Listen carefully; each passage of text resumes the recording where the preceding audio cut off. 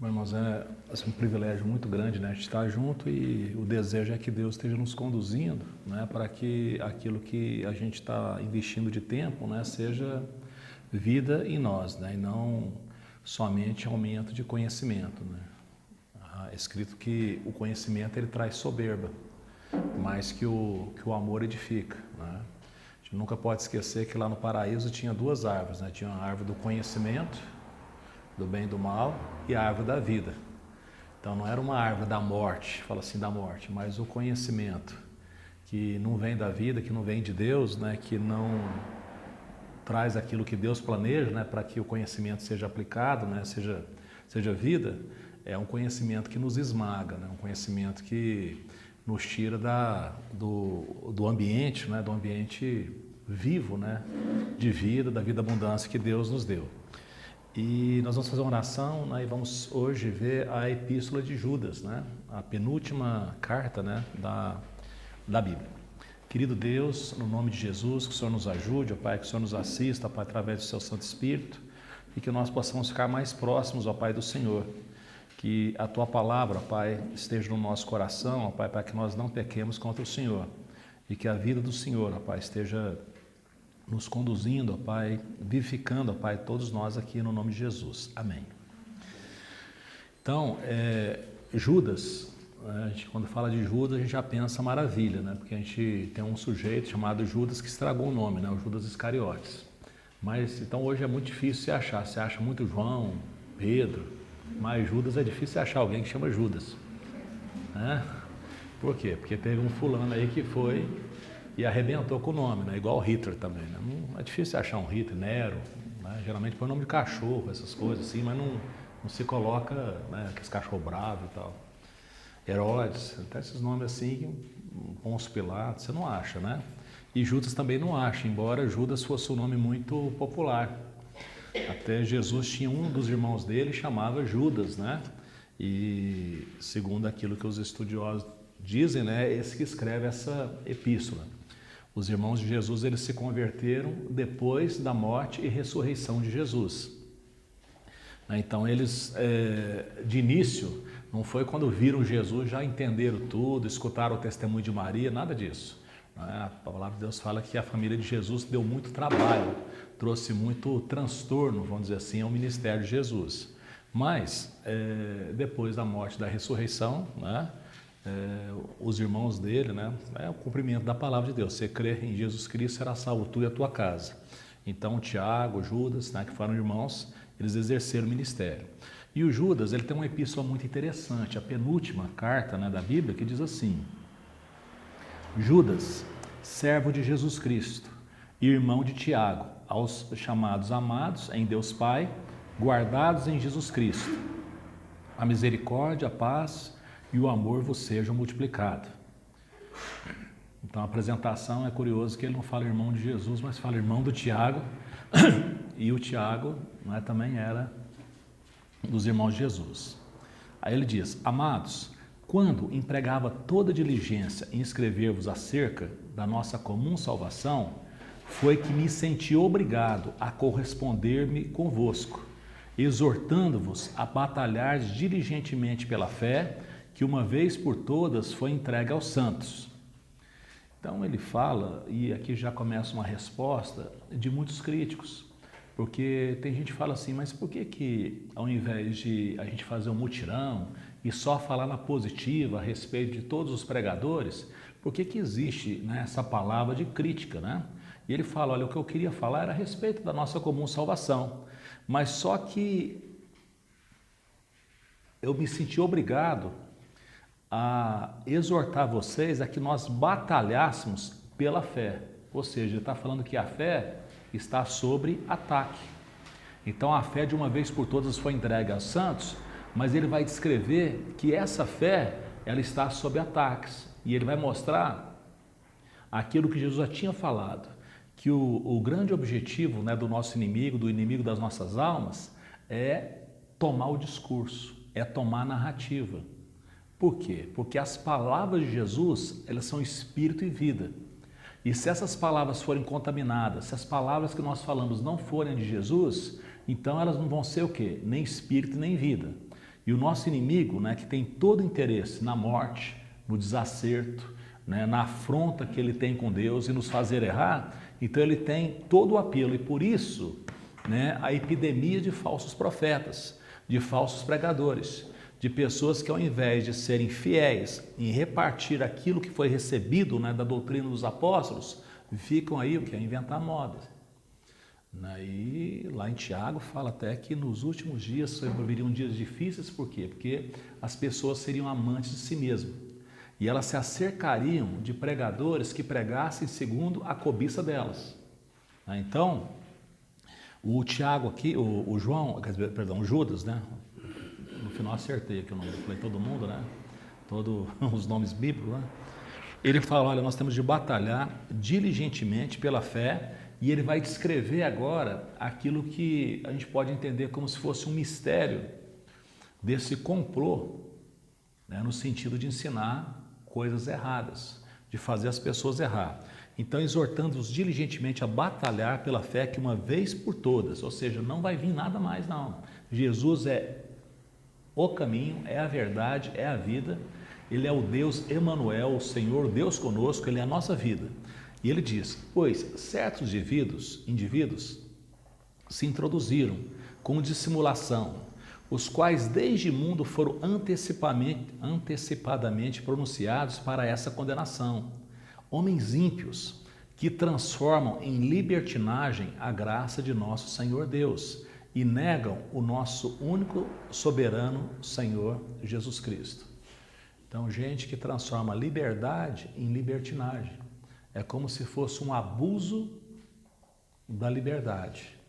Porque nós somos salvos pela graça, aí essas pessoas começam a falar, olha, está escrito que onde o pecado abundou, né, a graça é superabundante. Então eles começam até a falar assim, puxa, então se nós pecarmos mais ainda, nós vamos ser alvo que é de uma graça ainda maior.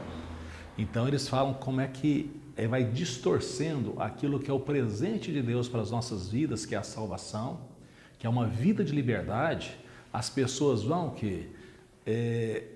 trazendo a sua antiga vida, né, a sua vida toda torta, todos os seus apetites, e querem colocar o quê? Essa gosma, essa bagunça, essa vida antiga, o quê?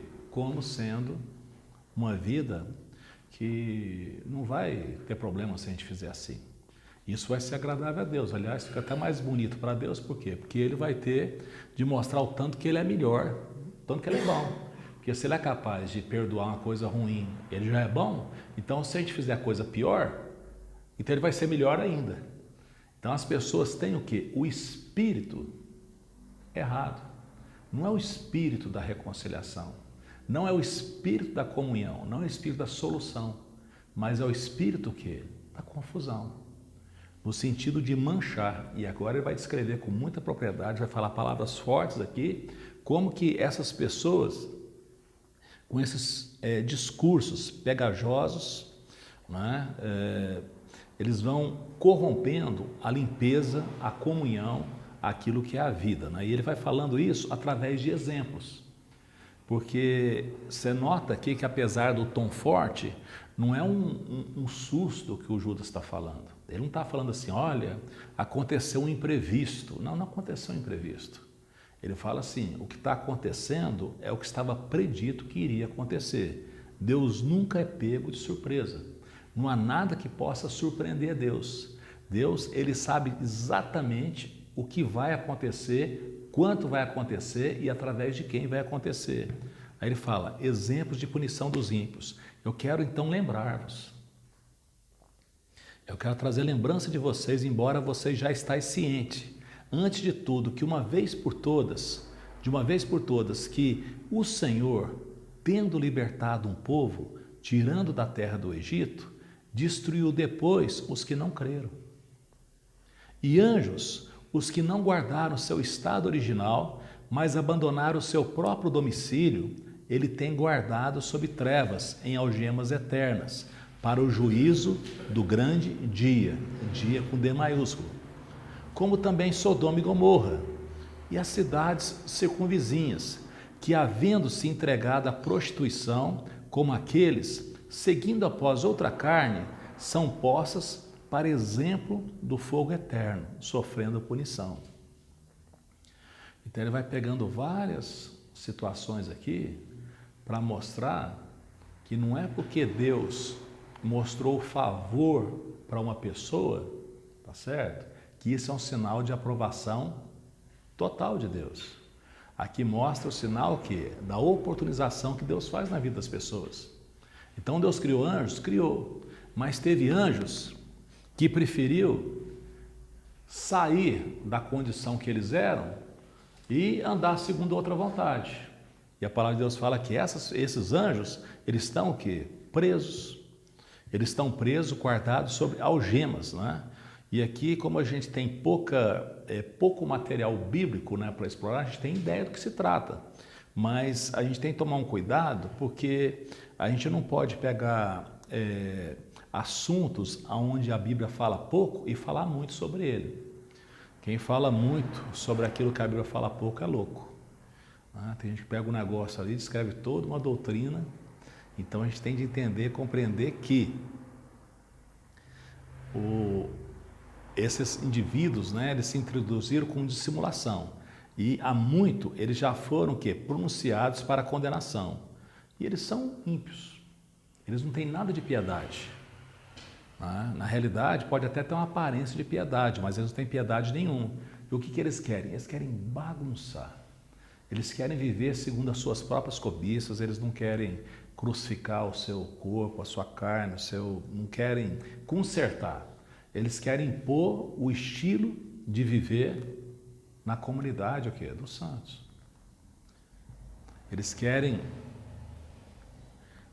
trazer libertinagem na graça de Jesus Cristo. Né? Então, aí fala do que Deus tirou um povo do Egito. E que povo foi esse? Israel. Agora, todo mundo que saiu de Israel foi introduzido na terra prometida? Ou foi salvo? Não fala que nem todos.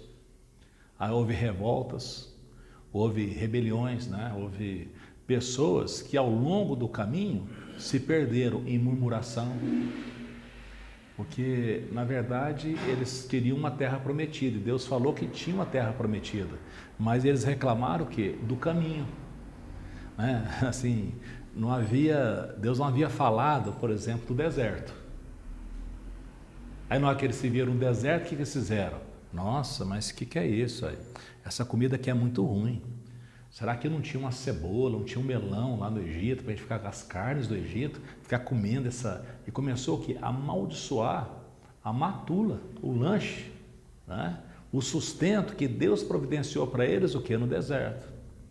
E o que é curioso é que Deus, ele podia falar, puxa, né, o pessoal está achando ruim o cardápio, vamos mudar o cardápio, né? Vamos dar o que espera. Deus não. A palavra de Deus fala que Deus foi o quê? Se aborrecendo da reclamação, da murmuração daquelas pessoas. Porque ao invés de ter um coração grato pela libertação e pelo destino, elas queriam o quê? O que muitas vezes o ser humano quer, ser Deus, ditar para Deus o que ele deve ou não fazer. Na verdade, é querer sentar no trono e se colocar na condição de Deus e colocar Deus como se fosse um mero empregado dela. Quer que faz isso, quer que faz aquilo, Então a pessoa não entende o que? A natureza da salvação.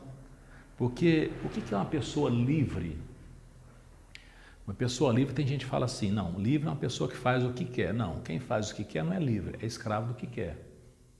Tá? Você pode ver que tem muita gente que faz tudo o que quer e daí um pouco tal, que é com problemas emocionais, transtornos horríveis. Por quê? Porque aquilo que ela quer não traz felicidade, não traz liberdade. Ser livre é a pessoa estar livre até de si mesmo para estar o quê? Na vontade, boa, perfeita e agradável, que é a vontade, né, de Deus. Então aqui fala, olha, saiu do Egito, mas Deus os destruiu, porque eles não creram. E os anjos também, Deus o quê? Tem guardado sobre algemas, para o juízo do grande dia. Sodoma e Gomorra, as cidades em volta de Sodoma e Gomorra, eles se entregaram à prostituição. E de uma maneira, não é que eles cometeram um pecado de prostituição. Quando fala se entregaram, não é simplesmente que aconteceu um ato, não. Eles se entregaram de maneira deslavada, de maneira... Chegou a um ponto que quando os anjos chegaram lá na casa de Ló, o que eles queriam? Eles queriam ter relacionamento íntimo com os anjos. Está tudo louco. Simplesmente estavam o quê? Sem freio. E Sodoma e Gomorra é posta como exemplo do fogo eterno. Então Sodoma e Gomorra é como se fosse assim um protótipo daquilo que vai acontecer com essa terra. Porque essa terra, segundo a palavra de Deus, ela está entesourada o quê? Por fogo. A palavra de Deus fala, quando você vê lá em Apocalipse, várias vezes fala, né? Quando fala do fim de todas as coisas, fala o quê? De raios, trovões, relâmpagos, a maneira como essa terra vai ser abalada, enfim. Ora, estes, da mesma sorte, quais sonhadores alucinados, não só contaminam a carne, mas também rejeitam o governo e difamam autoridades superiores. 3 características. O que esses indivíduos fazem? Eles são como sonhadores alucinados, sonhadores sem freio. Eles contaminam a carne, eles rejeitam o governo, eles não se submetem à autoridade e ainda por cima eles falam mal da autoridade. E aí falou assim, olha, contudo, o arcanjo Miguel, quando contendia com o diabo e disputava a respeito do corpo de Moisés, não se atreveu a proferir juízo infamatório contra ele. Pelo contrário, disse, o Senhor te repreenda. Então, eles falam aqui um assunto que não é narrado na Bíblia. Né? Diabo, né? O arcanjo Miguel lutando com o diabo pelo corpo de Moisés, isso não é narrado na Bíblia. Tá? Pelo menos nos livros, né, que nós temos. Mas aqui abre como se fosse um leque, né, uma situação de mostrar, tipo, quando Moisés faleceu, Moisés era um grande líder. O que seria muito interessante quando um grande líder morre, né? É transformar, né, o corpo, o lugar do funeral desse líder, do enterro, né, a sepultura, num lugar de peregrinação, de adoração. Então, o que o diabo quer? Ele quer idolatria, então ele quer mais que isso aconteça. Só que aqui o que aparece é que o Miguel, que é um arcanjo, né, ele estava num empenho de que houvesse uma descrição a respeito da sepultura do Moisés. E havia uma briga entre os dois. E nessa briga entre os dois, nessa oportunidade, o Miguel não xingou Satanás, como muitas vezes as pessoas de graça xingam, né? Fala nomes a Satanás. E por quê? É errado fazer isso? Pelo jeito que coloca aqui, é. Pelo jeito que coloca aqui, a gente tem que chamar as coisas pelo nome e não colocar a nossa raiva naquilo que nós falamos. Então, segundo se pensa, esse próprio Satanás, ele era um dos anjos, um dos principais lá, que não guardaram o seu domicílio. A situação dele é muito triste. Nós vamos ficar com dó dele? Não, nós não vamos ficar com dó dele. Mas também nós não fomos feitos para ser movidos por raiva, no sentido que de falar nomes para ele. Então Miguel, naquela oportunidade, quando disputava com o diabo a respeito do corpo de Moisés, ele não emitiu que nenhum xingamento, nenhum juízo infamatório, mas ele foi na medida, o Senhor te repreenda. Eu estou mandado aqui para fazer alguma coisa que Deus mandou e você está se opondo a mim. E eu falo para você que Deus repreenda você. É o que ele fala. E isso, a gente tem de ver em termos de cronograma que isso foi onde? Lá atrás, quando o Moisés morreu. Porque se você for ver lá em Apocalipse 12, esse mesmo Miguel, ele foi para cima de Satanás.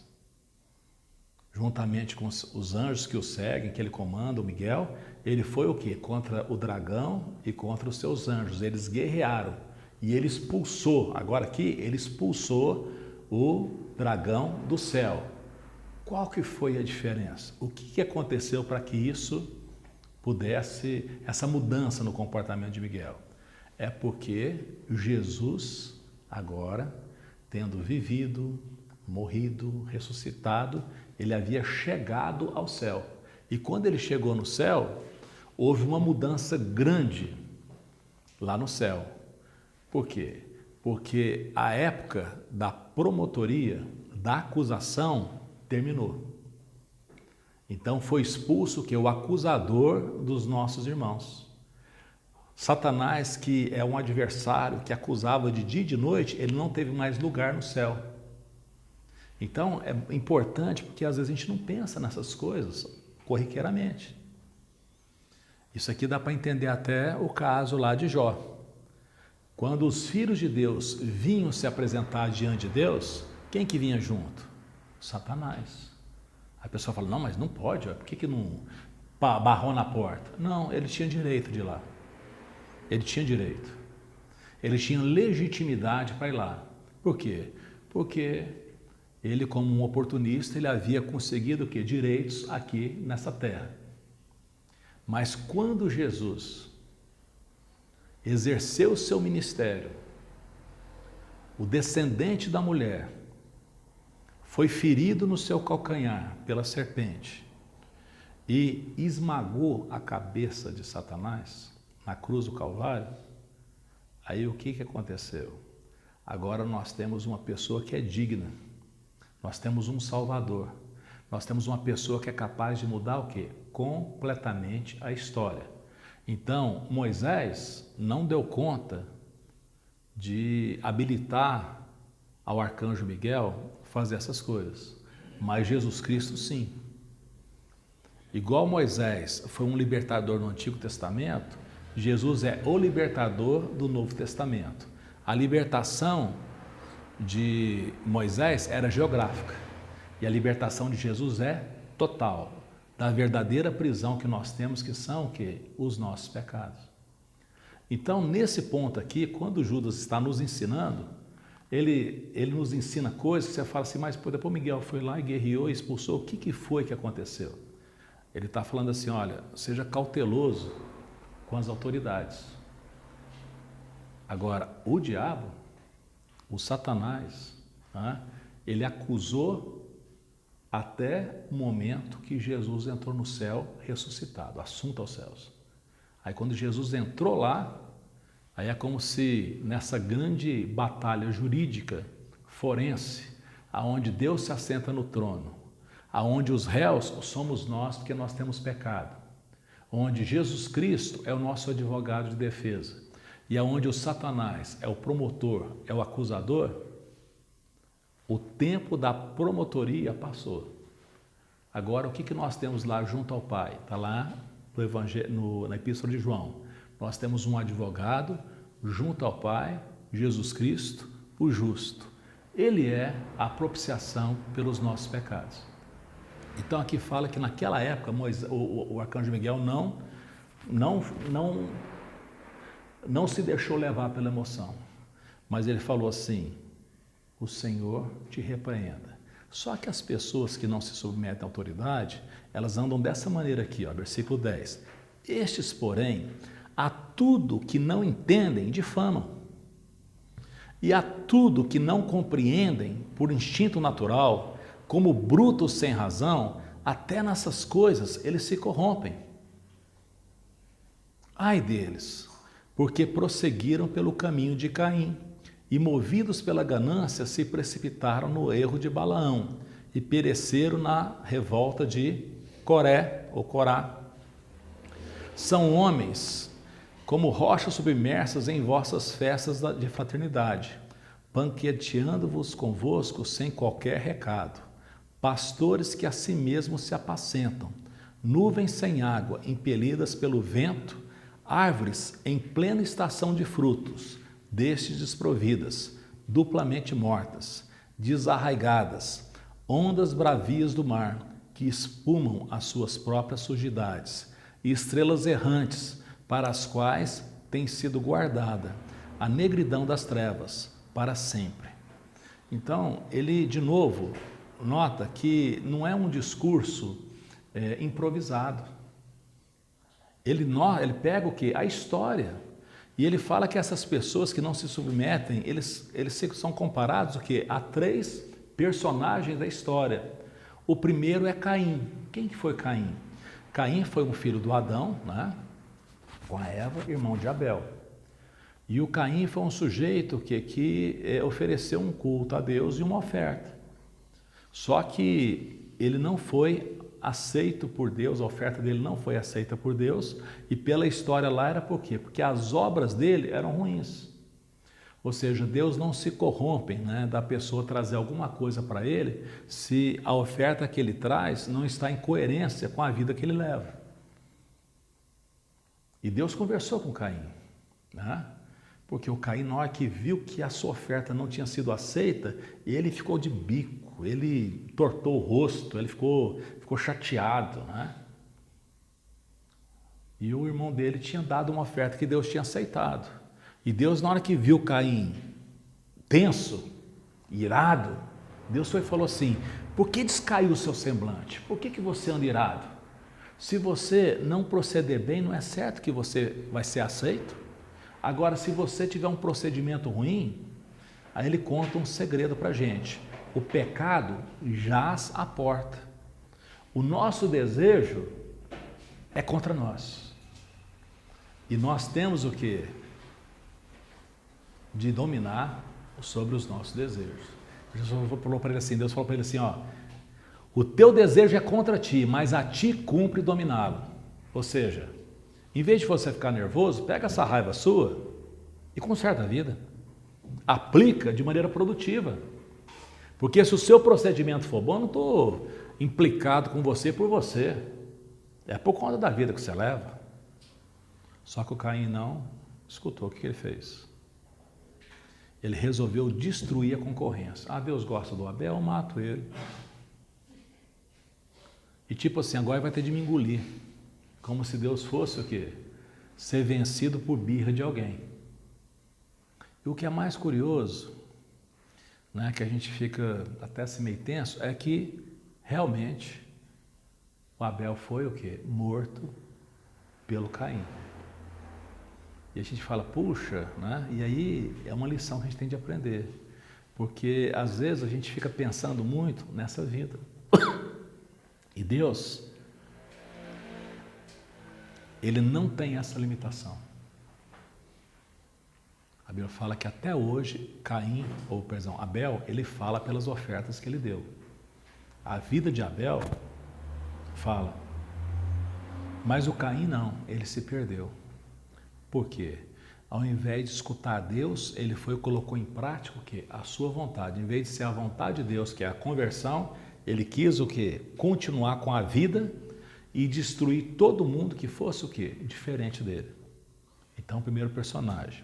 O segundo é o Balaão. Quem que é Balaão? Balaão é um profeta que gosta de dinheiro. E geralmente um profeta apegado com dinheiro costuma não funcionar. Todo religioso, todo sacerdote, toda pessoa que fala o nome de Deus, se a questão do dinheiro ele é muito apegado a isso, o que ele faz? Geralmente é bobagem. E esse Balaão era um profeta. E ele estava num caminho, quando o pessoal estava vindo do Egito, lá que tinha sido solto, assim, liberto do Egito, eles estavam vindo no caminho e o povo de Deus vinha o quê? Vencendo tudo. O nome do povo de Deus, o Deus do povo, né? Tudo isso estava sendo celebrado. E os povos, as nações, as tribos estavam assustadas com aquilo. E eles estavam muito presos, né, às divindades que eles acreditavam, porque não havia uma revelação. Deus, por enquanto, estava tendo um relacionamento com o povo de Israel. Israel era para ser uma luz para os gentios. E nesse desfile, nessa conduta, nessa passagem de Israel do Egito para a Terra Prometida, as pessoas estavam vendo, né, como que Deus fazia do seu povo um povo vencedor. E um sujeito lá falou assim, gente, a gente não pode ganhar desse povo, esse povo vai destruir a gente. Ao invés de ir lá, falou assim, escuta, como é que a gente faz paz com vocês, não quer guerrear? Alguém falou assim, ó, tem um sujeito aí, ó, profeta deles, chamado Balaão.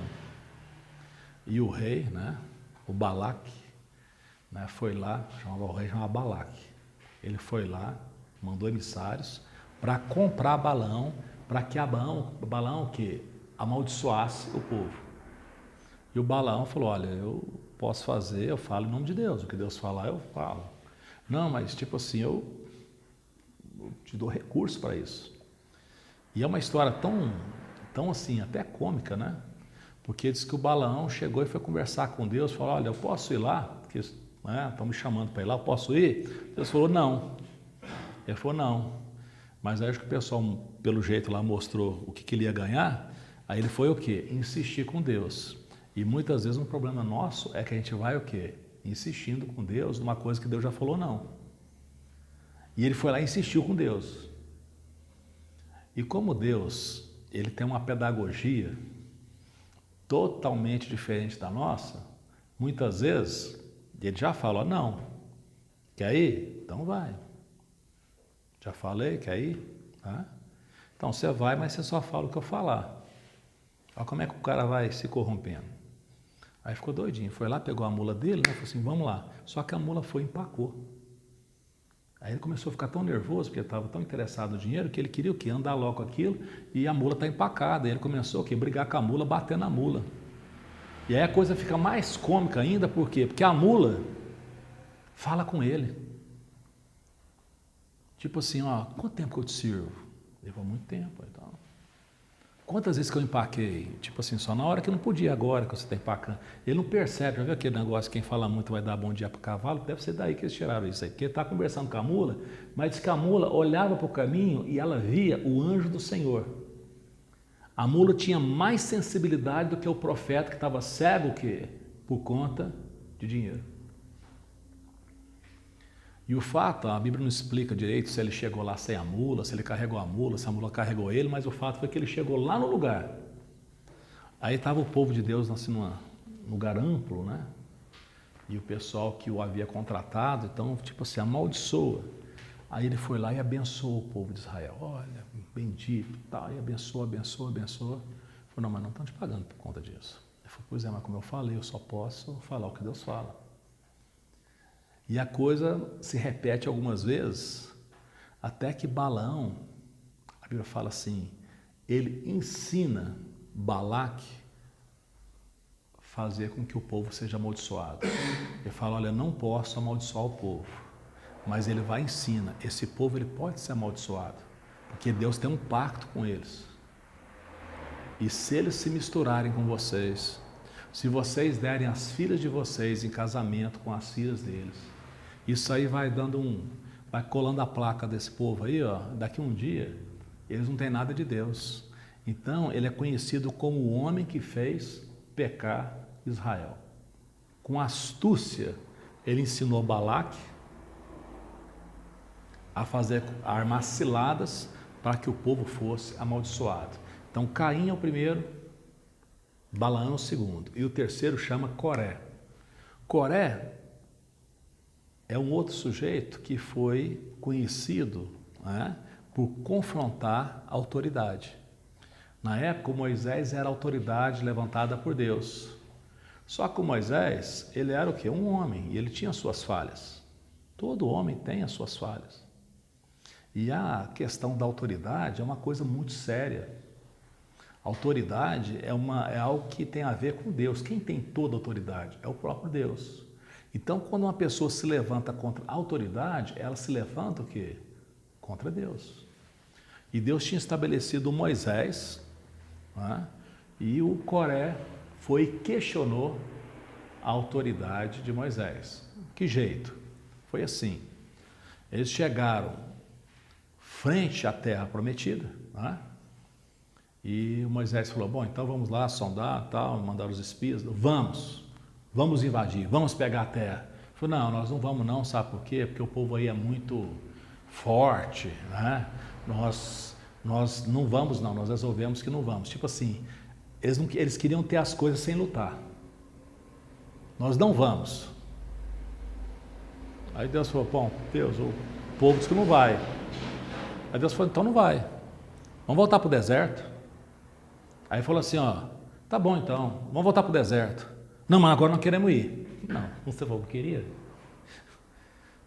Só isso, a coisa parece simples. Mas isso é bom para a gente entender essa questão da opinião da gente. Na hora que Deus vai e dá uma proposta para eles, eles falam, não. Ele falou, não? Então tá. Então, Quem vai ver a glória é só quem crê. Não crê? Tá bom, então vamos para o deserto. Não, nós vamos. Não, vocês falaram que não ia. Quem que Moisés está pensando que é? Deus fala só com Moisés ou fala em toda a congregação? E começou o quê? Montou lá um partido político no sentido quê? De uma revolta lá, de confrontar o próprio Moisés. E o que foi que aconteceu? Quando isso aconteceu, a Bíblia diz que Moisés era o homem mais manso que havia sobre a face da terra. Tinha erro? Tinha. Mas era o mais manso. Aí quando eles se revoltaram, a palavra de Deus fala que Moisés foi e colocou o rosto no chão.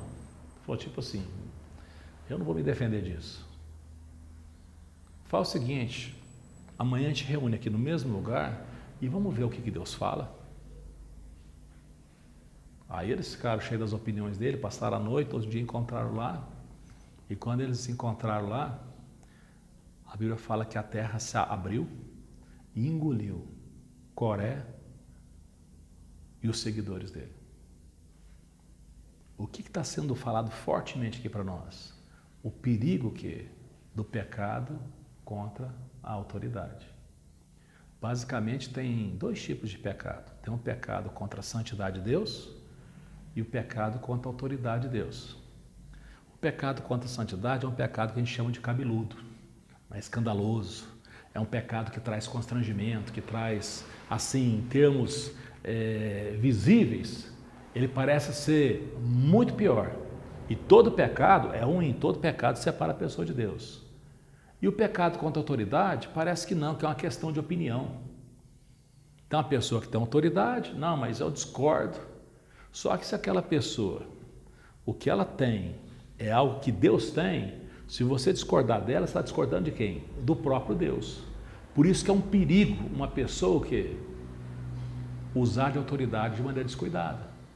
Autoridade é algo que a gente tem de reconhecer. Ninguém pode impor uma autoridade. Se a gente fala em nome de Deus, quem tem de dar todo o respaldo para a gente, o que é Deus, é o que Jesus falou, olha, seguinte, vocês estão falando que o que eu estou fazendo aqui é pelo poder de Beelzebub. Eu quero falar uma coisa para vocês. Se o inferno estiver dividido, ele não subsiste. Mas eu quero falar uma coisa para vocês. Se o que eu estou fazendo aqui é pelo dedo de Deus, o reino de Deus chegou até vocês. E eu quero falar uma coisa. Tem pecado e pecado. Tem pecado que é perdoado e tem pecado que não tem perdão. Se alguém pecar contra o pai, contra o filho, contra qualquer coisa nessa terra, pode ser perdoado. Agora, se alguém pecar contra o Espírito Santo de Deus, não existe perdão nem agora, nem nunca. O que Jesus está falando? Olha, o Espírito Santo de Deus é aquilo que foi enviado, é o presente do Pai para a regeneração de vocês. Se vocês não aceitarem isso, o que vocês acham que tem para vocês? Como quem diz, guardando as devidas proporções. Você vai no médico, o médico fala assim, você está doente. E o remédio que tem para a sua enfermidade é esse aqui. E você tem de tomar assim, assim, assado.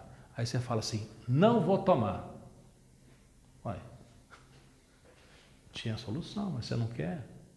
Como é que você acha que você vai escapar disso? Então, a questão de autoridade do Espírito Santo de Deus, embora o Espírito Santo de Deus não apareça com arroubos, né?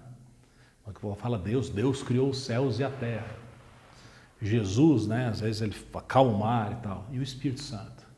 O Espírito Santo, ele contende conosco. Para que nós, o quê? Mudemos de vida. Para que nós, o quê? Nos inclinemos, o quê? Para as coisas dele. Então, quando essas pessoas vão e afrontam o Espírito Santo de Deus, o que elas estão arrumando? Destruição para elas mesmas. E por isso vem toda essas situações ou comparações que nós lemos aí. Rochas submersas em vossas festas de fraternidade. O que é uma rocha submersa? Você está andando de barco lá na represa. Se tiver, você vem com um barco, tem uma rocha, o que pode acontecer? Acidente grave. Pode afundar o barco. Então tem gente que está perto da gente, que é como uma rocha submersa, pode afundar a gente. Eles banqueteiam conosco sem qualquer recato. Pastores que se apacentam a si mesmos. Eles não estão preocupados com ninguém não, estão preocupados com eles. Estão zelando de ninguém, não, estão zelando é deles. Nuvens sem água, o que é isso? Hipocrisia. Porque quando você vê uma nuvem, você fala, puxa, né? Que bom, né? Pode chover, pode... Não, mas não tem água. É uma fumaça, não é uma nuvem. Impelido, árvores em plena estação de frutos destes desprovidas. Ou seja, não cumpre a finalidade. Duplamente mortas, desarraigadas, ondas bravias do mar que espumam suas próprias sujidades. Estrelas errantes, para as quais tem sido guardada a negridão das trevas, para sempre. Quanto a estes foi que também profetizou Enoque, o sétimo depois de Adão, dizendo: Eis que veio o Senhor entre as suas santas miríades, para exercer juízo contra todos e fazer convictos todos os ímpios, acerca de todas as obras ímpias que impiamente praticaram, e acerca de todas as palavras insolentes que ímpios pecadores proferiram contra ele.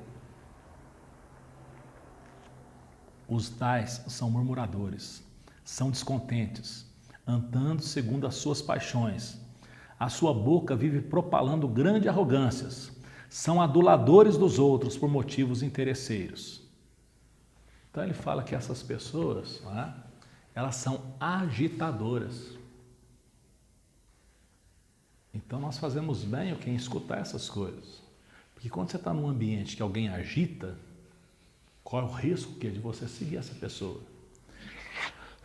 É muito comum a gente ver na televisão, às vezes os jovens estão aglomerados, uma festa, e de repente acontece alguma situação lá, e jovem que não tinha nada a ver com a história, vai o quê?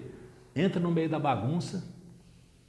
Esses dias para trás apareceu um argentino, tinha vindo no Brasil, né, e tinha lá no Rio de Janeiro, tinha uma festa lá, e começou uma disputa lá pela questão da nacionalidade dele. E esse sujeito está saindo até que ele saiu correndo. Quando ele saiu correndo, tinha um rapaz que não tinha nada a ver com a história, que estava lá na calçada. Só que quando ele saiu correndo, esse rapaz, no ímpeto, não sabe de onde tirou esse ímpeto, foi o quê? Desferiu um murro nesse jovem argentino, né? E ele caiu e bateu a sua cabeça na entrada da loja. Morreu na hora. Um ímpeto. Uma situação. A pessoa, ela não estava atenta. E esse livro do Judas é para nos deixar o quê? Atentos. Para a gente não ir na empolgação da multidão.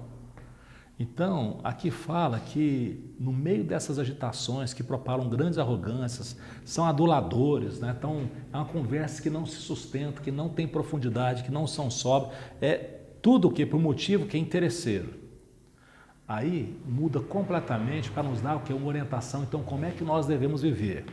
Vós, porém, versículo 17, vós, porém, amados, lembrai-vos das palavras anteriores proferidas pelos apóstolos de nosso Senhor Jesus Cristo, os quais nos diziam: no último tempo haverá escarnecedores, andando segundo as suas ímpias paixões.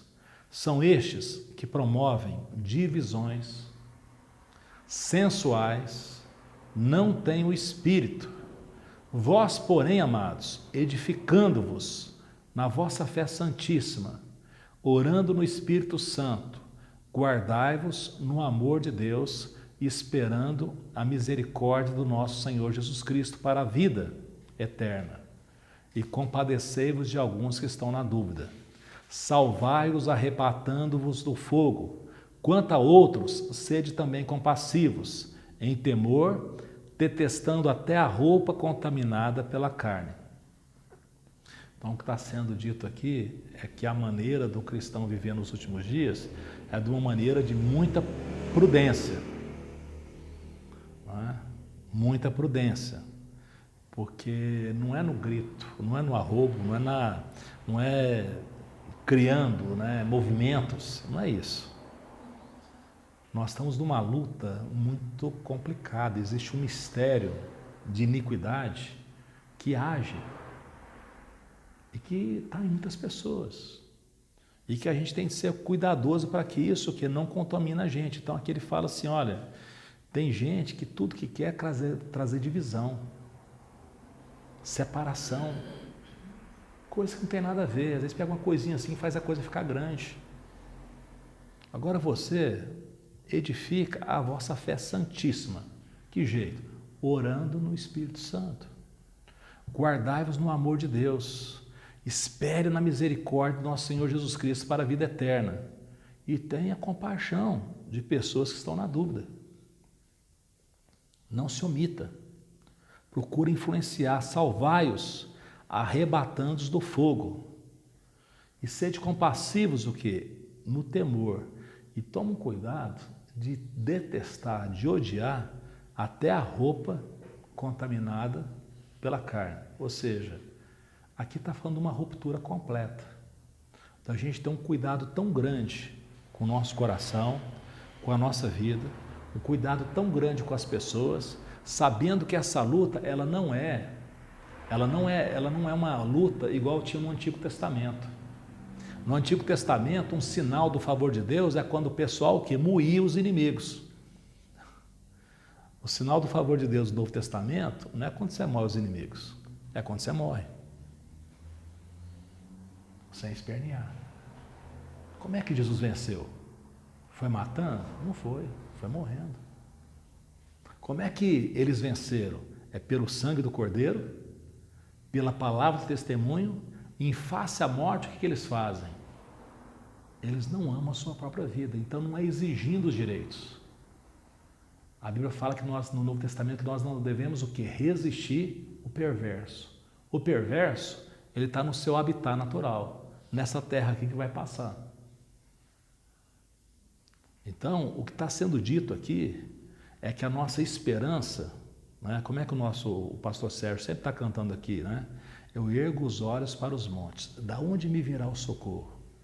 O meu socorro vem da minha cabeça, que eu consigo concatenar, que eu pego aquilo que é meu direito, que eu entro na justiça. Não. O meu direito, né? O meu socorro vem do Senhor que fez os céus e a terra. É Deus que coloca os perversos o quê? Em lugares escorregadios. De repente, eles desaparecem. E a gente não tem nem que se alegrar quando isso acontece. A gente tem que procurar dar oportunidade para que eles compreendam, entendam e mudem de vida. Porque não é simplesmente um desaparecer dessa terra. É perdição eterna, é danação eterna. A pessoa que não tiver a experiência do novo nascimento não pode ver o reino de Deus. Então a sensualidade, diz aqui, ela traz o quê? Uma divisão.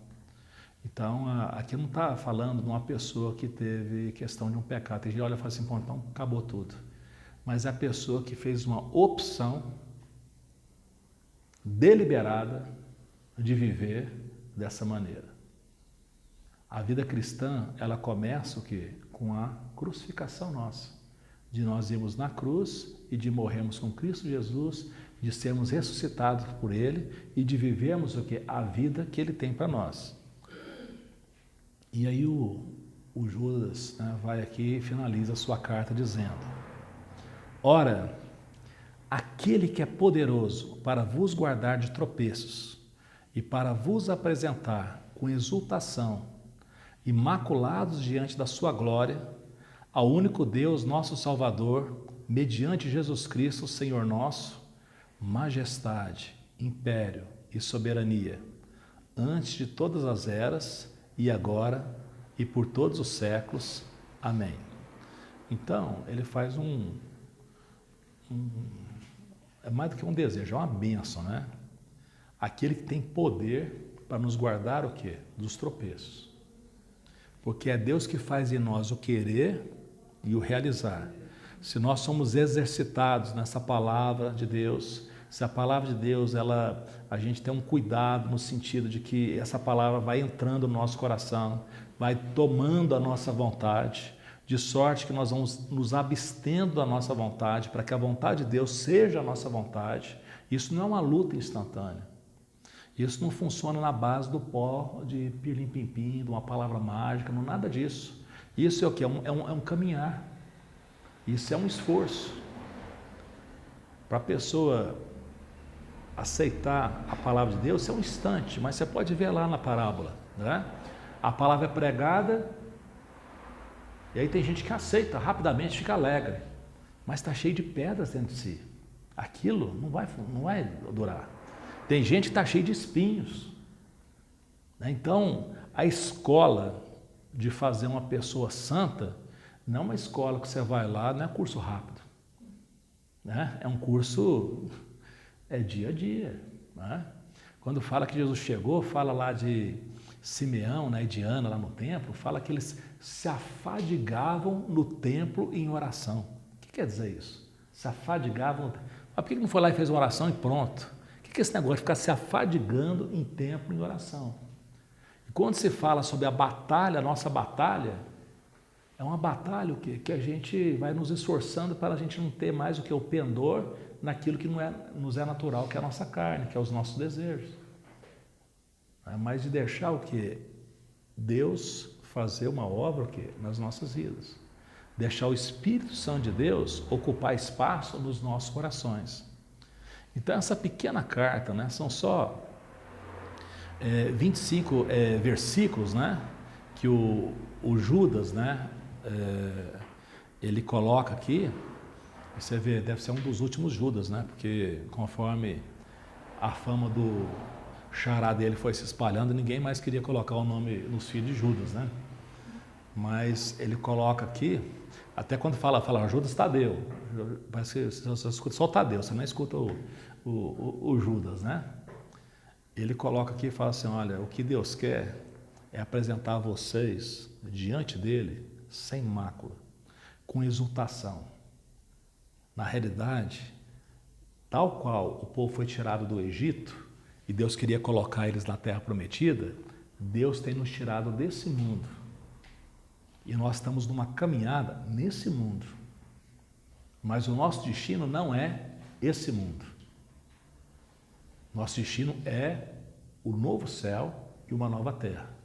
Agora, é importante a nossa caminhada, porque a nossa caminhada tem a ver o quê? Com nós proclamarmos essas virtudes de Deus. Então, Deus está fazendo uma obra nas nossas vidas e também está fazendo uma obra o quê? Através de nós. É Ele que faz tudo. É Ele que promove o querer e o realizar segundo a sua boa vontade. Então, essas instruções, elas dizem respeito para que nós possamos o quê? Meditar. O que é meditar? É pensar muitas vezes. É pensar com muita atenção. Porque é isso que vai quebrando nas nossas vidas os castelos de pensamentos, as estruturas mentais que nós temos, o nosso pragmatismo de achar que nós somos o que nós não somos bons. A nossa vontade, ela é tortuosa, mas a vontade de Deus é boa, perfeita e agradável. E Ele nos deu tudo que é necessário para uma vida de piedade. Ele nos deu a palavra, Ele nos deu Jesus Cristo, o sangue que foi derramado, Ele nos deu o Espírito Santo, Ele nos dá a igreja. Aí você fala, igreja? Nossa, mas a igreja tem tantos desafios? Tem. Né? Só que Jesus não sai do meio dela. Você pode ver lá no Apocalipse que Ele fica o quê? Andando no meio da sua igreja. Ele sabe tudo o que acontece. E Ele fala que lá na igreja tem os vencedores. E quem são os vencedores? São aqueles que têm ouvidos para ouvir o que Jesus diz. Não são aqueles que simplesmente estão lá, mas são aqueles que ouvem o que Jesus tem a ouvir. Então nós estamos finalizando aqui essa reflexão, né, mas pedindo, né, que Deus possa nos ajudar. E que Deus possa ajudar a nós, estamos aqui, as pessoas que vão ver isso através do canal, né, de YouTube que foi feito, né? E se você tem nos acompanhado, acha interessante essa reflexão, você faça a sua inscrição, né, e compartilhe também, porque o único objetivo que nós temos é o quê? É que a Bíblia seja conhecida. A Bíblia seja conhecida, que a fé seja conhecida, que Jesus seja conhecido, que Deus seja adorado, enfim, né, que a paciência que Deus tem tido com esse mundo, né, possa atingir todos, o mais rápido possível, né, dos nossos irmãos, daqueles que são chamados, né, segundo Deus, né, que essa palavra possa chegar a todos os corações. Então, que Deus possa nos abençoar. Quem tem pergunta? A gente pode, ou considerações? Então, vamos fazer oração, né? Vamos concluir aqui. Querido Deus, no nome de Jesus, eu quero te agradecer por esse tempo, Pai, por essa manhã de domingo. Senhor Deus, pela vida, Pai, que o Senhor nos dá, porque o Senhor tem uma promessa, Pai, de salvação. A situação, Pai, ela é muito grave, Pai, mas para o Senhor não há impossível. O Senhor é o Deus, Pai, que se importa conosco, Pai, com todas as nossas dificuldades, as nossas histórias, as nossas contradições, Pai. O Senhor se importa, Pai, com a nossa família, com os nossos amigos. E o Senhor quer nos colocar, Pai, como agentes, Pai, da Tua salvação. Jesus, Pai, é o nosso Salvador. E nós somos aqueles que somos chamados, Pai, a falar, Pai, a pregar, a ensinar o que Jesus ensinou. E a Tua palavra diz que Ele está conosco todos os dias, Pai, até o fim, até a consumação dos séculos. Que o Senhor nos guarde, Pai, que o Senhor aviva a igreja, Pai. Que o Senhor faça com que as pessoas, Pai, tenham fome e sede, Pai, de ouvir as palavras de Jesus. Que cada vez mais, Pai, nós possamos, Pai, ter esse entendimento, Pai. E que possamos ter esse discernimento daqueles, Pai, que sorrateiramente, Pai, se introduzem, Pai, no meio com dissoluções, Pai, com palavras esquisitas. Senhor Deus, pessoas que estão equivocadas e muitas vezes nem sabem disso, Pai, que estão sendo agentes, Pai, de destruição. Mas que nós possamos, Pai, no nome santo de Jesus, termos uma postura, Pai, correta, clara, para a Tua glória, para a Tua honra, no nome de Jesus. Amém. Amém. Deus abençoe a gente. Graças a Deus.